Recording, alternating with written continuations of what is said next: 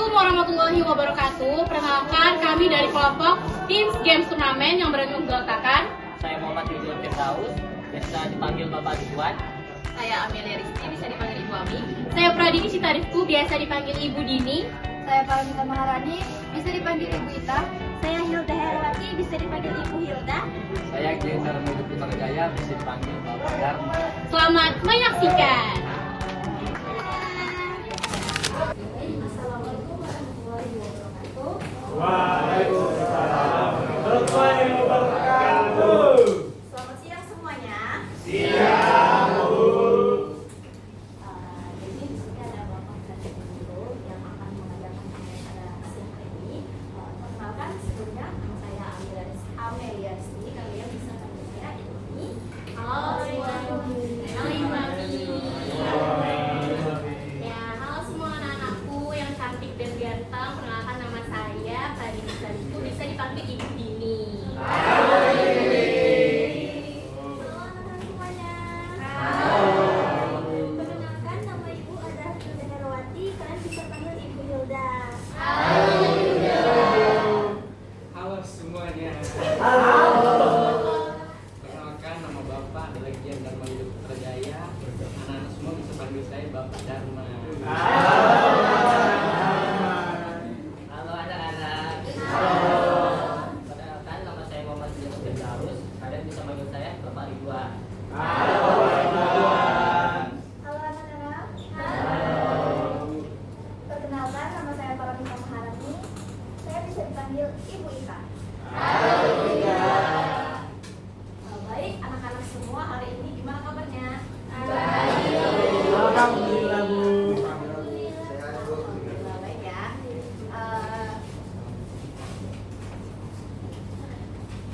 Sebelum memulai pelajaran hari ini, kalian boleh lihat semangat di kanan kalian. Apakah ada yang tidak masuk hari ini? Ada. Siapa aja? Anita, Maria, Amalia, Anita, siapa lagi? Amel. Ada lagi? Ketua kelas. Berarti nggak masuk. Ada 4 orang ya. Selanjutnya sebelum memulai pelajaran kita hari ini, saya mau dari kalian semua untuk memimpin doa. Apakah ada yang mau? Tidak ada yang mau ya? Saya bakal tunjuk yang baju kotak-kotak warna siapa namanya? Ibu, saya Bu. Iya. Saya Gion, Bu. Boleh di video. Baik teman-teman, sebelum kita mulai pelajaran pada siang hari ini, alangkah baiknya kita berdoa dimulai.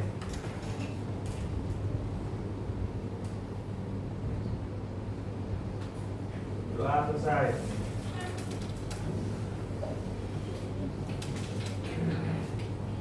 Nah, kalian sadar nggak? Kalau banyak kata-kata yang kita gunakan pada kehidupan sehari-hari itu seperti sepatu, gelas, dan juga sekolah itu merupakan warisan dari penjajahan kolonial pada zaman dulu. Kalian tahu nggak? Nggak tahu ya. Jadi nanti pada pembelajaran kali ini yang akan diajarkan Ibu Dini, Ibu Ridwan, Ibu Ita dan Ibu Hilda dan Bapak Yuda, kalian harus mendengarkan pembelajaran hari ini supaya kalian tahu alasannya. Dan juga kalau mereka itu nggak pernah datang, kira-kira hidup kita bakal beda banget nggak ya?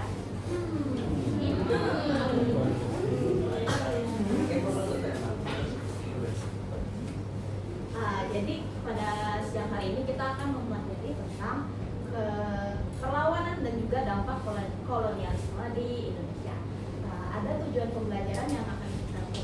Yang pertama ada menjelaskan alasan dan juga latar belakang mengapa beberapa kerajaan di Indonesia melakukan perlawanan terhadap bangsa Barat.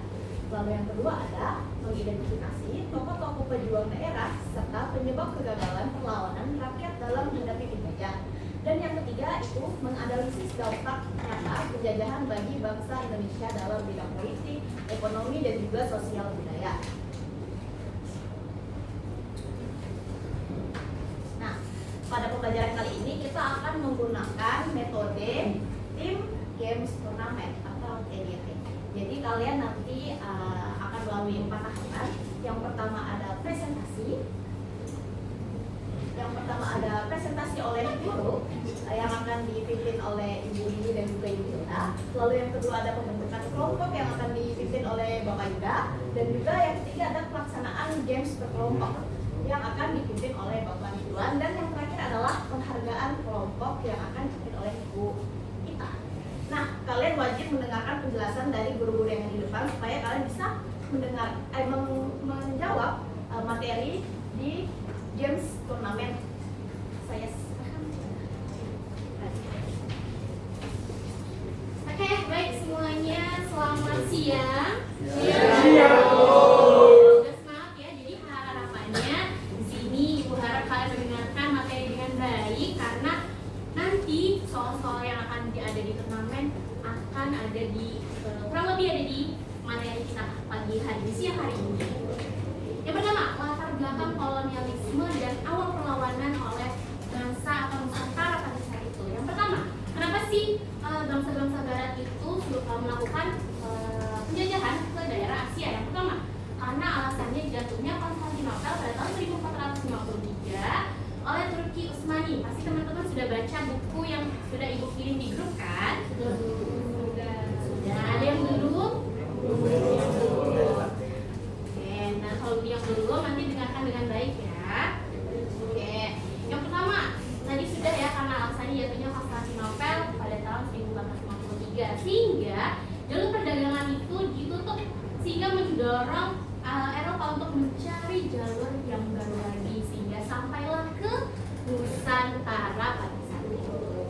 Namun ternyata Nusantara itu sudah sejak lama sekali menjadi pusat perdagangan internasional.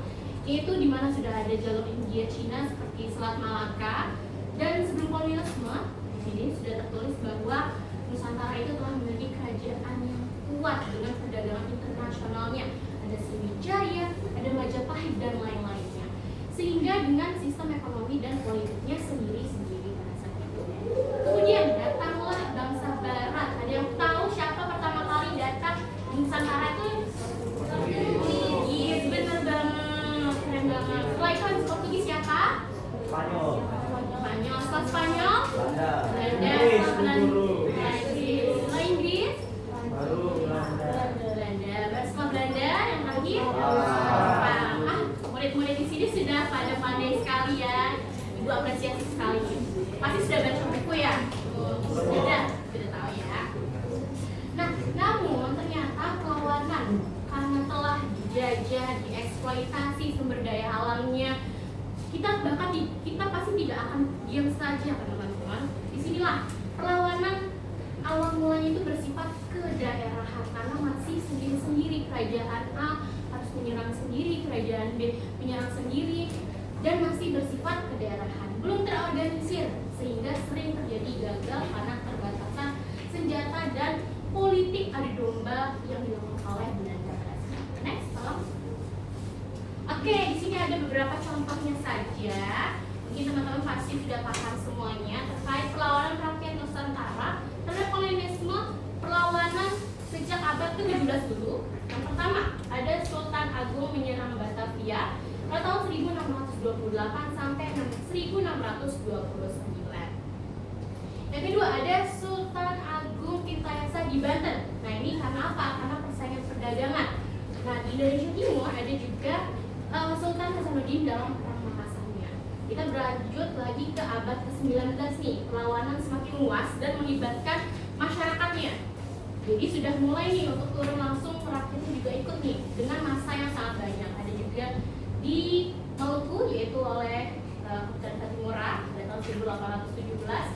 Di Jawa ada Pangeran Diponegoro oleh perang Jawa dari 1825 sampai 1830. Lalu juga ada Tuan Pimom Bonjol dengan perang Padinya. Dan banyak masih lagi nih, ada perlawanan juga di Palembang, Tapanuli, Bali, dan Kalimantan. Nah, di sini juga terlihat nih, ternyata sistem paksa yang dilakukan itu memperparah penderitaan rakyat dan memicu perlawanan di berbagai daerah. Semuanya bisa paham? Next, selanjutnya akan diambil oleh Ibu Hilda. Silakan Ibu Hilda.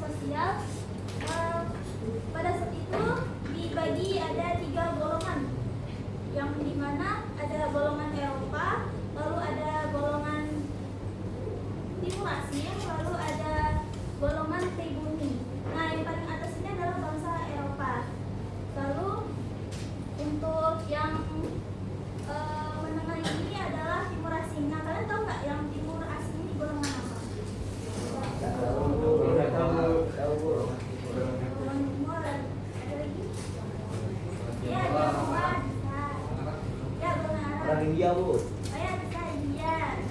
Pokoknya yang apa ya? Nah, pokoknya yang dimulasi ini adalah golongan-golongan para pedagang. Lalu ada masuknya budaya ke dampaknya masuk budaya barat pada saat itu ada pendidikan dan teknologi. Seperti yang kita ketahui tadi ada yang apa namanya istilah-istilah yang seperti kita ketahui tadi seperti sepatu, bahasa-bahasa yang dari Belanda itu gelas, lalu ada ya dari sekolah beda-beda pendidikannya itu digolongkan tergantung kelasnya. Lalu untuk yang politik ini ada munculnya campur tangan dari para Belanda atau VOC pada saat itu. Nah, jadi pada saat itu kan ada kerajaan-kerajaan lokal di berbagai daerah. Nah, beberapa tokoh-tokoh ini melakukan perlawanan pada saat itu. Yang pertama ini ada Pangeran Diponegoro. Pada itu pangeran ini memimpin sebuah perang Jawa pada saat itu untuk melawan dari penindasan para Belanda. Nah, lalu ada Patimura. Patimura ini memimpin pada saat itu melawan monopoli dan ikut campur tangan juga dari kebijakannya Belanda. Nah, lalu yang terakhir ini ada Tuanku Imam Bonjol. Nah, Tuanku Imam Bonjol ini beliau memimpin pada saat itu melawan para Belanda pada saat perang Badri. Nah, untuk itu saja dari dampak yang kita ketahui yang itu ada tiga tadi. Yang selanjutnya akan dilanjutkan oleh Bapak Yuda. Oh iya, Bapak Dharma.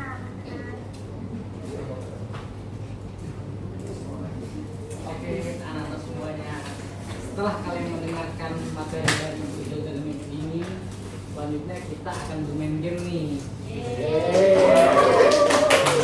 Sudah siap? Ya. Ini ngapain ini? Itu barisan ada. Apa ini ya? Perhatikan omongan berikut. Langsung kalau udah tahu jawabannya Oh, sudah langsung maju. Ini maju aja. Maju nih.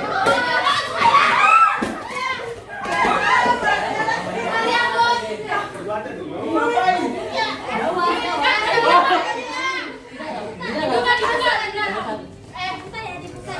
Ya ada tadi. Gitu.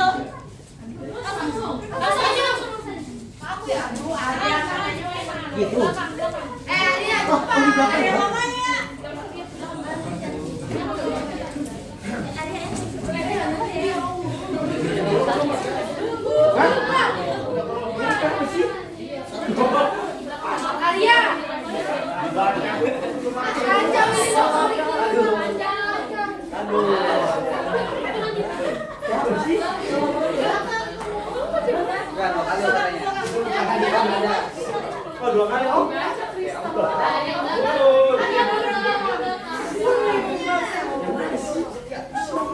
Siap, siap. Ya, oke, Pak Nandi. Kok simpan lagi? Karena kita nggak ada ya, jadi Tidak ada.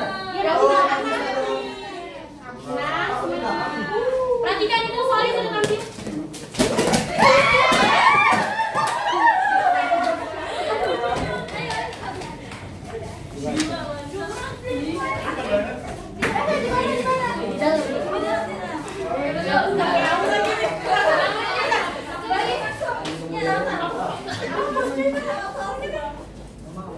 Sudah semua siap? Siap. Tiga ya.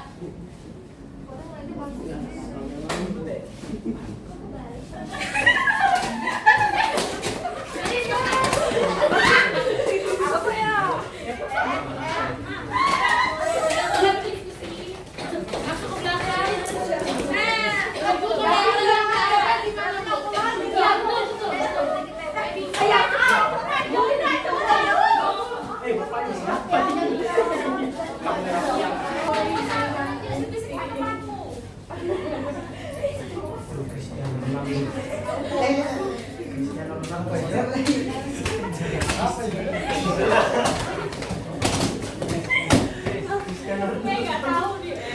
Cristiano Ronaldo cuma kuliah di sini. Ini ganggu kelompok lain.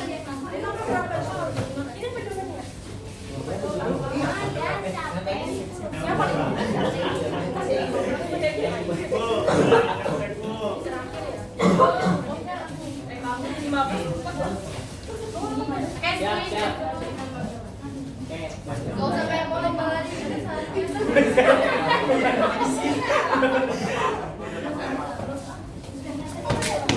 Gantung pistolet lah, Nah, Be.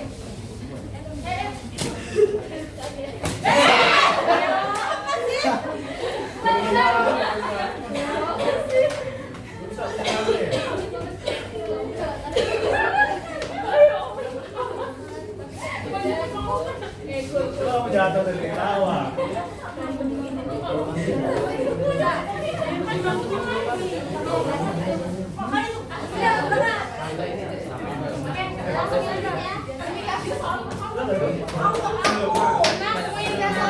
iya ini. Kalau yang ke-12 ya. Saya hitung sampai 3, nggak ada yang maju, harus maju ya. 3, 2,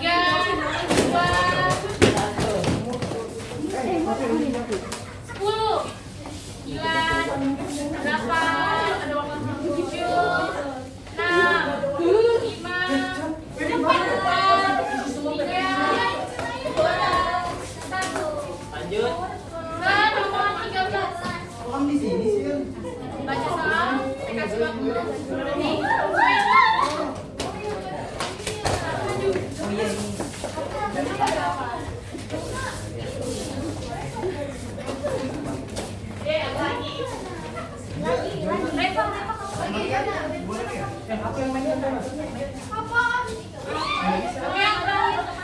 Fokus teman-temannya.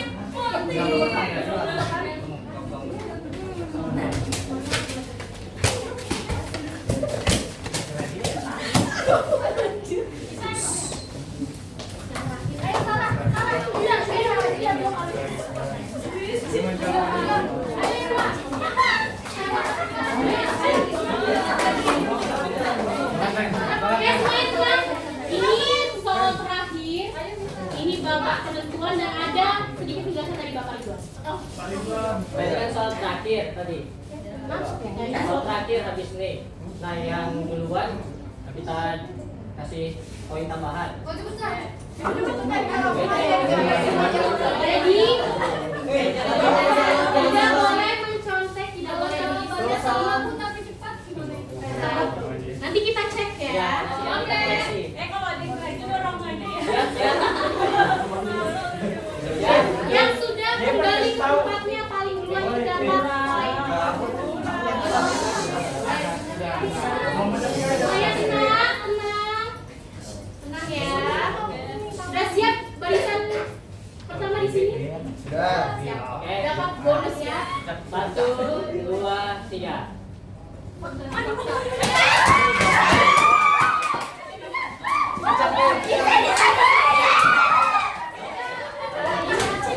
Iya ya. Oke, baik. Oke. Karena sudah 1, 2, 3. karena sudah ada 15 soal yang kalian jawab nih. Tadi siapa yang duluan? Iya.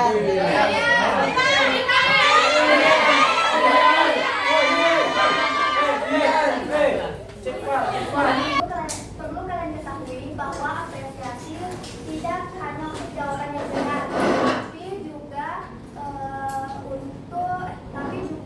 pada usaha dan keberanian kalian dalam mencoba.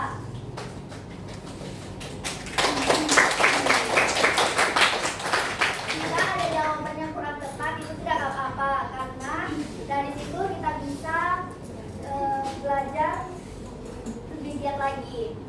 Selanjutnya kita akan masuk di sesi menghitung poin dan menjawab pertanyaan yang lagi.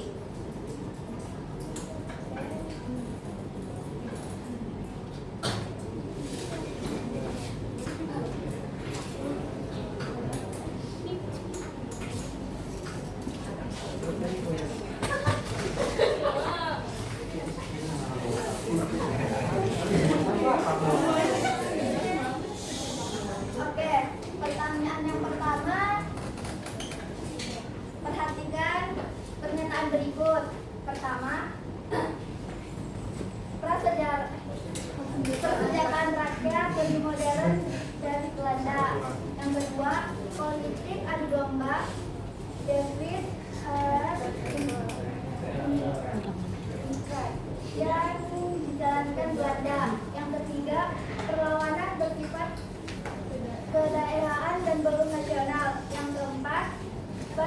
militer dari kerajaan Asia. Faktor penyebab kegagalan perlawanan rakyat Indonesia terhadap penjajah ditunjukkan oleh nomor B.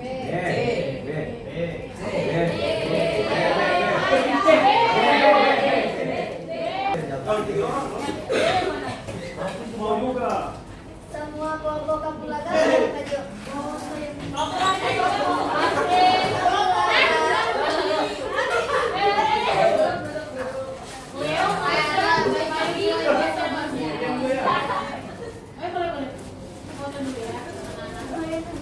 Sabar tuh, iya beliau. Pas lagi ya. Hah? Emak.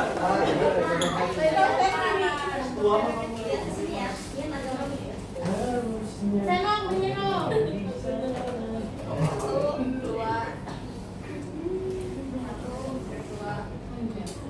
Lagi 1, 2. Masih gayanya bapak-bapak udah.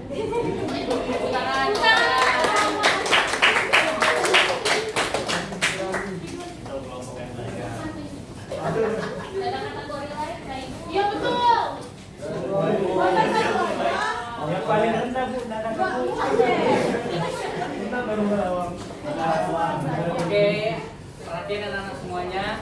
Jadi setelah kita melewati pemberian penjelasan dari Bu Dini, Bu Hilda, lalu kita main game, Bapak akan memberikan kalian kuis singkat nih.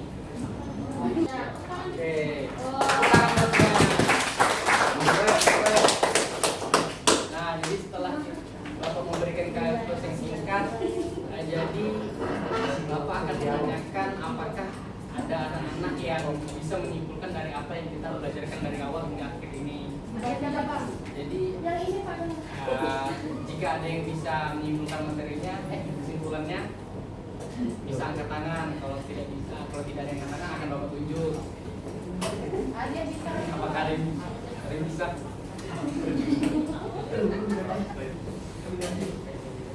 Oke, Bapak kasih 3 detik. Kalau tidak ada, kan Bapak tunjuk. Dari 3, 2, 1. Oke. Nah.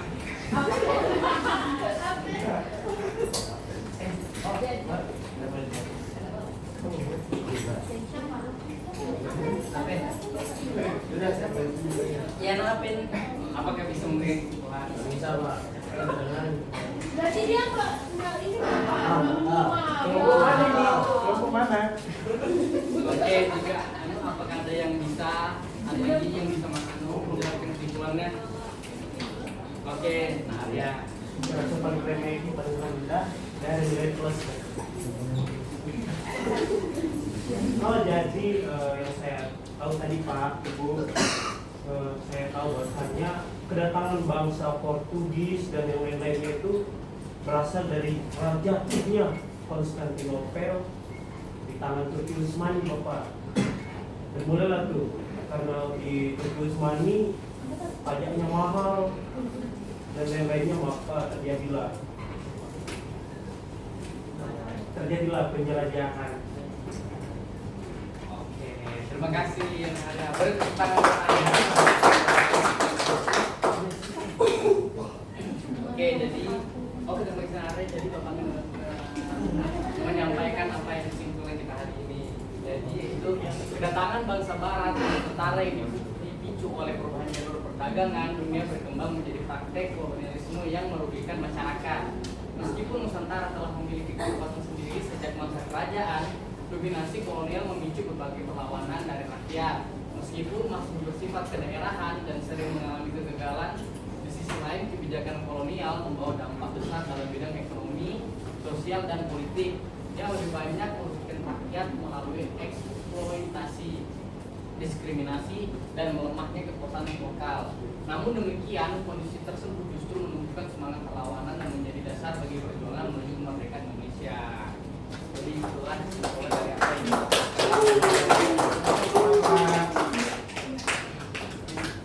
Jadi kalau sampailah kita di penghujung akhir pembelajaran ini.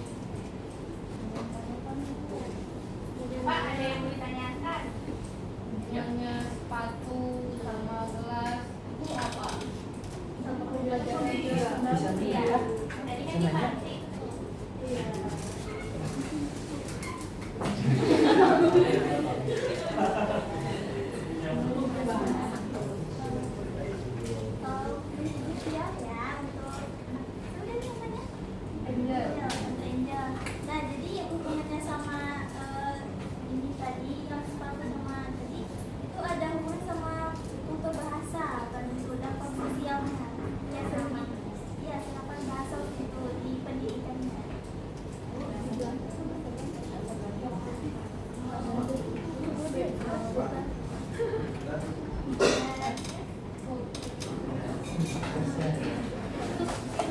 Jadi terima kasih untuk anak-anak semua yang telah mendengarkan ibu dan bapak guru. Jadi sekian dari badan ini. Assalamualaikum warahmatullahi wabarakatuh.